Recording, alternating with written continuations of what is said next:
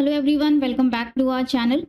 Future and options में trading करते हैं और आपको प्रॉफिट हुआ है या लॉस हुआ है, तो आईटीआर 3 में उसे कैसे दिखाते हैं, आज के वीडियो में हम लोग यही देखने वाले हैं। फ्यूचर एंड ऑप्शन से जो भी आपको इनकम होती है उसे बिजनेस इनकम ही माना जाता है, इसलिए उस इनकम पर आपके इनकम टैक्स स्लैब रेट के हिसाब से ही टैक्स लगता है।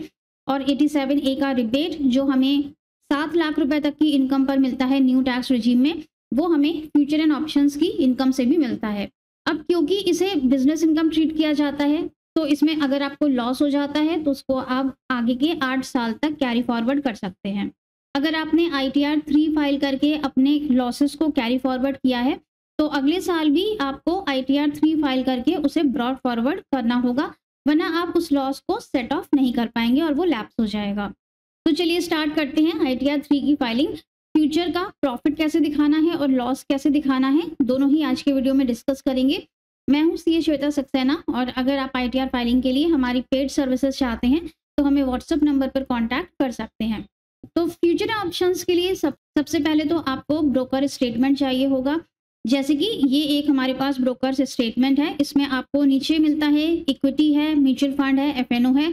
एफएनओ वाले सेक्शन पर जाएंगे तो इसमें अगर आपका ये ज़ीरोधा का स्टेटमेंट है तो आपको सब कुछ यहाँ पे पहले से ही निकला हुआ मिलता है, जैसे कि ऑप्शंस का प्रॉफिट इन्होंने दिया हुआ है और इसका टर्नओवर कितना है ये भी वो आपको बता देते हैं।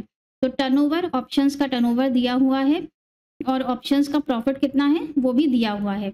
अब बहुत से स्टेटमेंट्स आपको टर्नओवर नहीं बताते हैं, तो आपको टर्नओवर खुद से कैलकुलेट करना पड़ता है। फ्यूचर एंड ऑप्शंस के लिए टर्नओवर की कैलकुलेशन अलग तरह से होती है। जो आपका सेल है उसे टर्नओवर नहीं माना जाता है। जैसे कि यहाँ पर देखेंगे तो जो भी यहाँ पे सेल वैल्यू आ रही है उसका टोटल आपका टर्नओवर नहीं माना जाता है। टर्नओवर निकालने के लिए आप एक इज इक्वल टू का साइन लगाएंगे। जो भी आपका प्रॉफिट है उसे आपको एब्सोल्यूट फिगर में कन्वर्ट करना है। इज इक्वल टू का साइन लगा के आप एबीएस लिखेंगे, एब्सोल्यूट, यहाँ पे ब्रैकेट ओपन करेंगे। जो आपका प्रॉफिट या लॉस है उसे आप सेलेक्ट करके ब्रैकेट को क्लोज करेंगे और एंटर करेंगे। तो ये जो आपका लॉस आ रहा है ये पॉजिटिव में कन्वर्ट हो जाएगा। अब आप इसे नीचे तक ड्रैग कर देंगे, तो इससे क्या होगा कि जितनी भी आपकी लॉस की फिगर्स हैं वो सारी आपकी प्रॉफिट में कन्वर्ट हो जाएंगी, और इसी का आप टोटल कर लेंगे पूरा नीचे तक, तो आपका टर्नओवर निकल आएगा। इस तरह से टर्नओवर की कैलकुलेशन होती है, जो कि ज़ीरोधा की शीट में हमको पहले से ही लगी हुई मिलती है। तो यहाँ पर हमें प्रॉफिट पता चल गया और टर्नओवर पता चल गया। अब हम अपने आईटीआर पे चलते हैं। सबसे पहले यहाँ पर इनकम सेलेक्ट करनी होगी। सबसे पहले इनकम सेक्शन में जाएंगे। यहाँ पर जो भी आपके शेड्यूल्स हैं जिनमें आपको इनकम दिखानी है वो आपको टिक लगा लेने हैं। सैलरी है, हाउस प्रॉपर्टी है, कैपिटल गेन है शॉर्ट टर्म या लॉन्ग टर्म दिखाने के लिए। सेक्शन 112 लॉन्ग टर्म के लिए है। वीडीए है, अदर सोर्सेज है, ये सारी आपको टिक कर लेनी है। इसके बाद बिजनेस में ये सारे आपके टिक रहेंगे। बैलेंस शीट बाय डिफॉल्ट टिक रहेंगे। Balance sheet, manufacturing, trading, profit loss. इसके बाद डिडक्शंस हमें न्यू टैक्स रिजीम में कोई नहीं मिलते हैं, तो आप इसे यहाँ से हटा सकते हैं। ये सारे टिक हटा दीजिए। इसके बाद टैक्स है, ये आपके सारे टिक रहेंगे। इसके बाद हम नीचे कंटिन्यू कर देंगे, ओके कर देंगे। अब सबसे पहले है जनरल इंफॉर्मेशन। इसमें सबसे पहले आप फाइलिंग स्टेटस पे जाएंगे। यहाँ पे सबसे पहले आपको डेट सेलेक्ट करनी है कि आईटीआर फाइलिंग की ड्यू डेट क्या है, 31 जुलाई और extended. Method of opting out of new tax regime. अगर आप न्यू टैक्स रिजीम में फाइलिंग कर रहे हैं तो आप सेट ए पर यहाँ टिक लगाएंगे, have you exercise the option under section 115 BAC। तो अगर आप न्यू टैक्स रिजीम में फाइलिंग कर रहे हैं तो आप यहाँ पे नो पर टिक करेंगे, और अगर आप ओल्ड टैक्स रिजीम में फाइलिंग कर रहे हैं तो आप येस पर टिक लगाएंगे। येस पर अगर हम टिक करते हैं तो यहाँ पर date of filing form 10 IEA और एक्नॉलेजमेंट नंबर, ये एक एडिशनल इन्फॉर्मेशन हाईलाइट हो जाती है। अगर आपको ओल्ड टैक्स रिजीम में जाना है तो इसके लिए आपको फॉर्म 10 IEA को फाइल करना होगा, और उसके बाद आप यहाँ पर उसका एक्नॉलेजमेंट नंबर देंगे, यहाँ पर डेट ऑफ फाइलिंग देंगे। उसके बाद ही आप अपनी ये आईटीआर 3 की फाइलिंग स्टार्ट कर पाएंगे। तो हमें जाना है न्यू टैक्स रिजीम में, इसलिए हम यहाँ पर नो कर देते हैं। इसके बाद और नीचे आएंगे, यहाँ पर एक आपको टिक लगा देना है नो में कि हम न्यू टैक्स रिजीम में ऑप्ट कर रहे हैं, तो यहाँ पे नो में टिक लगा दिया। फिर है रेसिडेंट है, तो यहाँ पर कंडीशन सेलेक्ट कर लेंगे, you were in India for 182 days और मोर। इसके बाद बाकी के आपको नो रहने देने हैं। डायरेक्टर हैं किसी कंपनी में तो यस कर लेंगे, किसी कंपनी में पार्टनर हैं फर्म में तो यस कर लेंगे। कोई अनलिस्टेड इक्विटी शेयर्स आपने होल्ड किए हुए हैं तो यस पे टिक लगा लेंगे। इसके बाद आप और नीचे आएंगे, यहाँ पर आपको ऑडिट इन्फॉर्मेशन का टैब मिलेगा। Are you liable to maintain accounts as per section 44 AA। अगर आप प्रॉफिट लॉस बैलेंस शीट बनाना चाहते हैं या आप बनाते हैं ऑलरेडी तो आप यस पर टिक लगाएंगे, वरना आप नो कर देंगे। अगर आप बुक्स ऑफ अकाउंट्स मेंटेन नहीं करते हैं तो आगे आपको ITR में एक शेड्यूल मिलेगा जिसमें कि आप थोड़ी बहुत इन्फॉर्मेशन दे सकते हैं कि आपके डेटर्स कितने हैं, क्रेडिटर्स कितने हैं, कैश बैलेंस कितना है। मोटा मोटा अमाउंट आपको देना होता है तो आप उस ऑप्शन को सेलेक्ट कर सकते हैं। अगर प्रॉपर बुक्स ऑफ अकाउंट्स आप मेंटेन करते हैं तो आप यस पर क्लिक करेंगे, फिर आपको बैलेंस शीट और प्रॉफिट लॉस सारा भरना होता है ITR के अंदर। Whether SEC is declaring income only under section 44 AD 44 ADA। क्या आप सिर्फ इसी सेक्शन के अंदर इनकम डिक्लेयर कर रहे हैं 44 AD और ADA, मतलब प्रिजम्पटिव स्कीम में? इसे भी हमने नो कर दिया। इसके बाद आपका टर्नओवर पूछ रहा है, आपका FNO में टर्नओवर कितना है, उसके अकॉर्डिंग आपको यहाँ से ऑप्शन सेलेक्ट कर लेना है।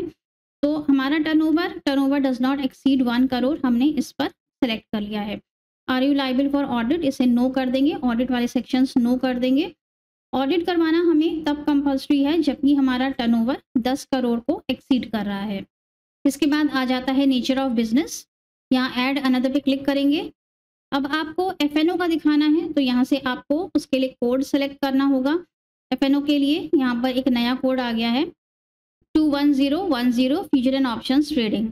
और इसी तरह से स्पेक्युलेटिव ट्रेडिंग यानी कि इंट्राडे के लिए भी यहाँ पर नया कोड आ गया है। फ्यूचर एंड ऑप्शंस ट्रेडिंग को सेलेक्ट करेंगे, यहाँ पर आप डिस्क्रिप्शन में दे देंगे फ्यूचर एंड ऑप्शंस की ट्रेडिंग, और यहाँ पर ट्रेड नेम में आप अपना खुद का नाम दे सकते हैं। इसके बाद हम इसे कंफर्म कर देंगे। इसके बाद आता है बैलेंस शीट का पार्ट।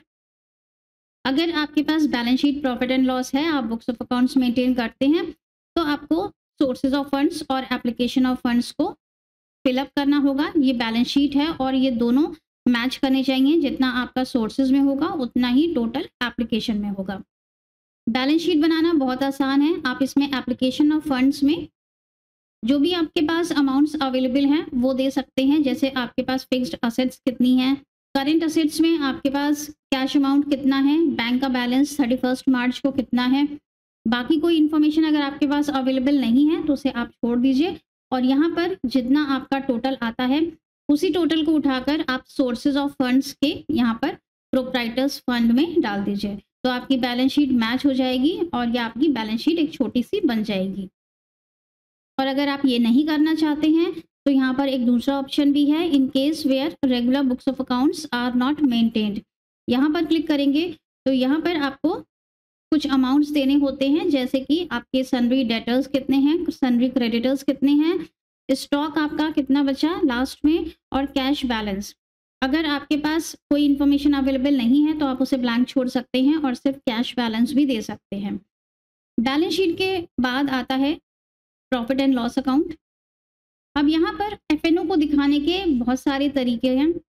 सबसे पहले हम प्रॉफिट के पार्ट को डिस्कस करते हैं। अगर आपको FNO में प्रॉफिट हुआ है, आप यहाँ पे credit to profit loss account में जाएंगे, एडिट पे क्लिक करेंगे, यहाँ एनी अदर इनकम में ऐड करेंगे। यहाँ पर आप दे सकते हैं ऑप्शंस का प्रॉफिट, डायरेक्टली आप यहाँ पर लिख दीजिए ऑप्शन प्रॉफिट। यहाँ पर आप अपना अमाउंट दे देंगे और सेव कर देंगे। ऑप्शन का प्रॉफिट आपको अपने टैक्स PNL से, जो हमने अभी आपको दिखाया था, उससे आपको मिल जाएगा कि आपका ऑप्शंस का प्रॉफिट कितना है। इसी तरह से अगर हमको ऑप्शंस का लॉस दिखाना है तो यहाँ पर हमें मिलता है डेबिट टू PL, इसमें हमें अदर एक्सपेंसेस मिलेगा।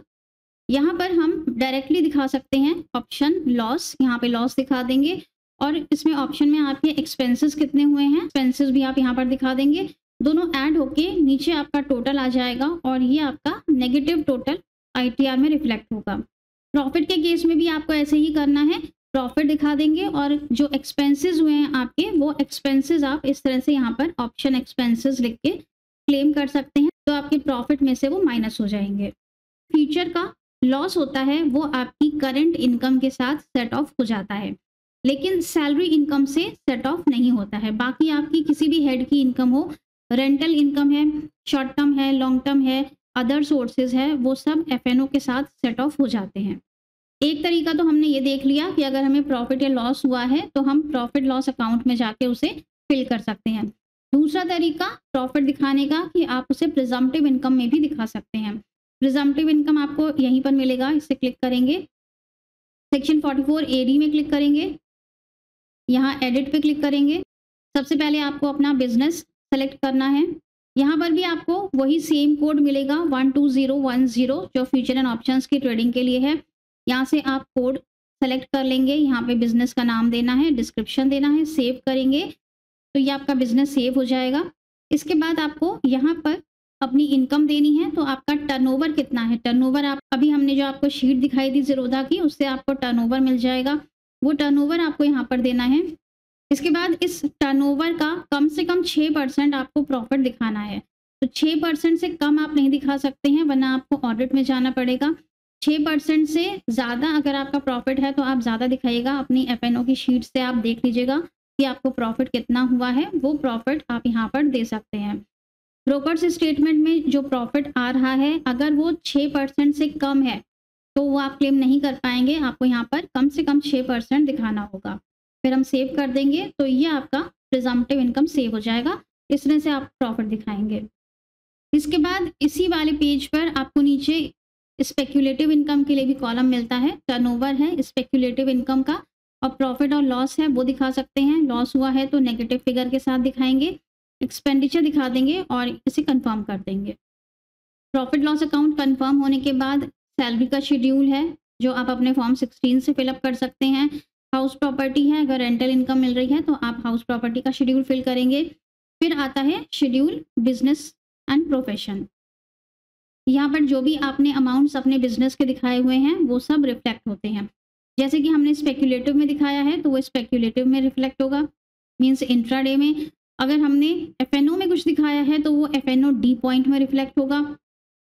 बिजनेस एंड प्रोफेशन के बाद फिर आता है कैपिटल गेन का शेड्यूल, इसमें हम लॉन्ग टर्म या शॉर्ट टर्म दिखाते हैं जो कि आपके एआईएस के साथ भी मैच होना चाहिए। अब यहाँ पर एक इम्पॉर्टेंट पॉइंट कि एआईएस में या टीआईएस में हमारा फ्यूचर ऑप्शन और इंट्राडे का टर्नओवर रिफ्लेक्ट नहीं होता है, मतलब कोई भी इंफॉर्मेशन हमारी उससे रिलेटेड एआईएस में रिफ्लेक्ट नहीं होती है, इसलिए वो आपको अपने ब्रोकर स्टेटमेंट से ही लेनी होगी। बाकी जो शॉर्ट टर्म लॉन्ग टर्म है वो सारा हमारे एआईएस में रिपोर्ट हो जाता है, तो आपको एआईएस से मैच करके ही अपना ये कैपिटल गेन का शेड्यूल बनाना है। इसके बाद हमारे 3 इंपॉर्टेंट शेड्यूल आते हैं, शेड्यूल साइला, बाफला और सीएफएल।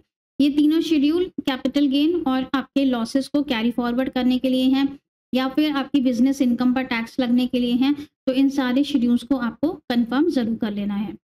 इसके बाद शेड्यूल एसआई है, इस शेड्यूल के अंदर जो भी आपकी स्पेशल रेट्स की इनकम है उस पर टैक्स की कैलकुलेशन होती है, जैसे कि कैपिटल गेन है, लॉन्ग टर्म है, वीडीए है, ऑनलाइन गेमिंग है, तो इस शेड्यूल को कंफर्म करना भी ज़रूरी है। इसके बाद आपके लास्ट के मेन शेड्यूल्स जो आते हैं वो हैं आपका टोटल इनकम का शेड्यूल, टैक्सेस पेड का शेड्यूल और part B computation of tax liability. Last वाले शेड्यूल में आपकी टैक्स लायबिलिटी बन रही है या रिफंड बन रहा है वो निकल कर आएगा। टैक्सेस बन रहे हैं तो आप टैक्सेस को पहले पे करेंगे, उसके बाद आईटीआर को अपलोड करेंगे। रिफंड बन रहा है तो आप डायरेक्टली यहाँ पर प्रोसीड टू वेरिफिकेशन पर क्लिक करके अपनी आईटीआर को ई वेरीफाई करेंगे और आईटीआर अपलोड कर देंगे। फ्यूचर एंड ऑप्शन से अगर आपको कोई लॉस हो रहा है तो वो आपकी करंट इनकम के साथ सेट ऑफ हो जाता है। For example future and option में आपको 20,000 का लॉस हुआ है, आपकी जो करंट की शॉर्ट टर्म की इनकम है वो भी 20,000 है, तो आपका जो एफएनओ का लॉस है वो आपकी शॉर्ट टर्म की इनकम के साथ सेट ऑफ हो जाएगा और आपको टैक्सेस पे नहीं करने पड़ेंगे। फ्यूचर का लॉस होता है वो आपकी करंट इनकम के साथ सेट ऑफ हो जाता है, लेकिन सैलरी इनकम से सेट ऑफ नहीं होता है। बाकी आपकी किसी भी हेड की इनकम हो, रेंटल इनकम है, शॉर्ट टर्म है, लॉन्ग टर्म है, अदर सोर्सेज है, वो सब एफएनओ के साथ सेट ऑफ हो जाते हैं। तो आई होप ये वीडियो आपके लिए यूजफुल रहा होगा। अगर आईटीआर फाइलिंग के लिए आप हमारी पेड सर्विसेज चाहते हैं तो हमें व्हाट्सएप नंबर पर कॉन्टैक्ट कर सकते हैं। Thank you so much for watching this video. मिलेंगे नेक्स्ट वीडियो में। Till then stay safe and healthy. Bye bye.